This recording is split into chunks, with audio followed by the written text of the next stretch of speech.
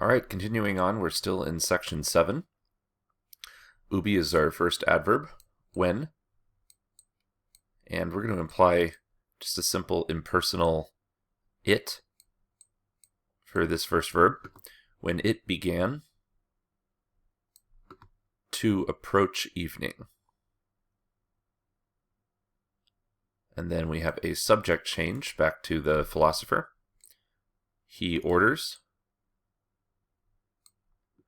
And the implied direct object here is a bed or sort of a cushion or a seat to be laid out for himself. Dative singular. That's reflexive, referring back to the philosopher.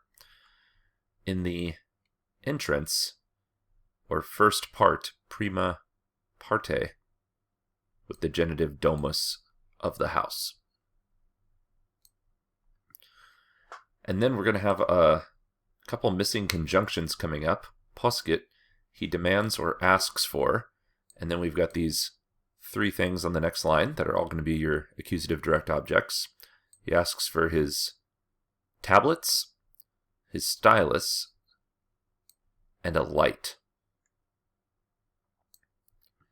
And then he demittit, sends away or dismisses suos omnes, all his own, meaning all his own servants, attendants, people, friends, anyone present, to or into the interior of the house. He himself, once again, still the philosopher. Intendant, he stretched or reached or focused his spirit. And this is going to be very much like the construction we saw just directly above this. We're going to imply the conjunction twice for three direct objects. So he focuses his spirit, his eyes, and his hand for writing. There we have an accusative gerund phrase, sort of an accusative of purpose. And then that's going to set up a purpose clause, negative purpose clause specifically, lest he make or conjure, and specifically his mind. Mens is the subject, referring to his mind. And the direct object, empty images or likenesses having been heard about. So all three of those go together as your first direct object. And empty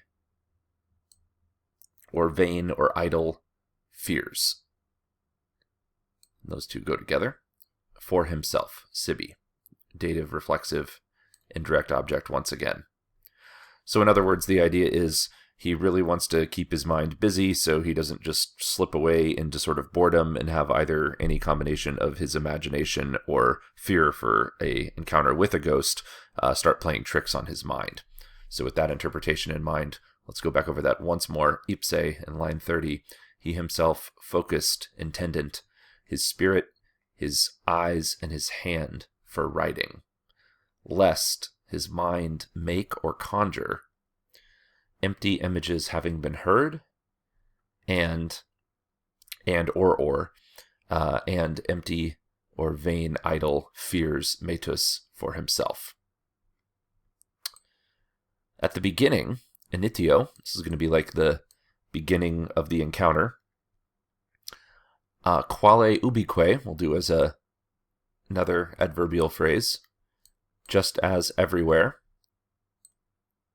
There was silence. We're going to imply an erat, silent of the night. And then now, moving up here, we're going to have a bunch of historical infinitives. The first two are going to be passive infinitives.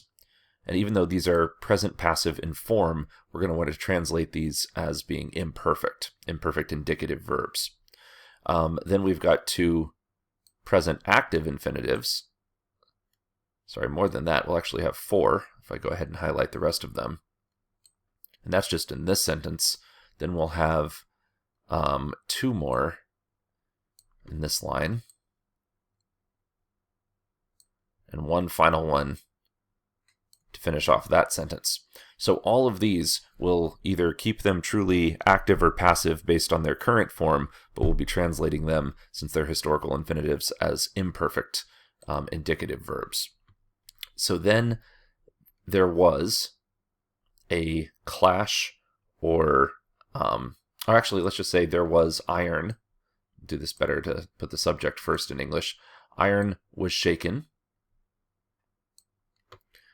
Chains were being moved. That one, referring to the philosopher, was not lifting. Again, sorry if I misspeak here, but all of these should be, again, rendered as imperfects. That one was not lifting his eyes, nor was he letting go of his stylus, but holding firm his mind or spirit, and stretching, and this is a compound verb, so it's going to take a dative object, stretching his ears. In other words, really focusing intently with his ears, but again, keep a literal translation there. The clash, or noise, fragor, was growing stronger. Again, keep these as your historical infinitives, imperfect tense. And now approaching, and for this ut we'll say as if on the threshold, meaning like upon the doorway. Iam ut, and now as if within the threshold, within the doorway, now within the property itself, or the house, it was being heard. And that ends our sequence of historical infinitives. And to finish off the page, again, our philosopher is still going to be the subject of these main verbs going on forward now. He looks back, and he sees and recognizes that likeness or image having been narrated or told to him.